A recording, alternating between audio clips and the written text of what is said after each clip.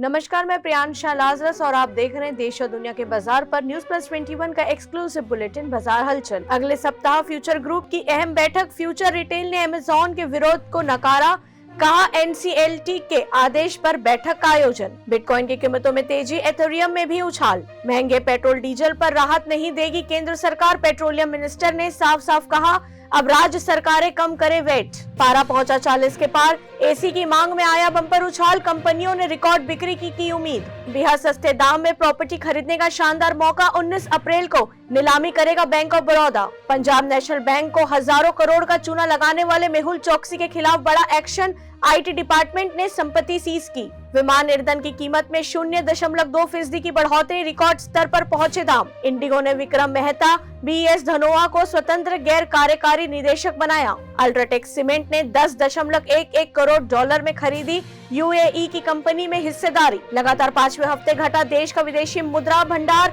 2 अरब dollar से ज्यादा की आई कमी। ऐसे ही तमाम जानकारियों से लगातार अपडेट रहने के लिए हमारे चैनल को लाइक और सब्सक्राइब करना ना भूलें। नोटिफिकेशन के लिए बेल आइकन जरूर दबाएं। देखते रहिए न्यूज प्लस 21, आपके हक की बात।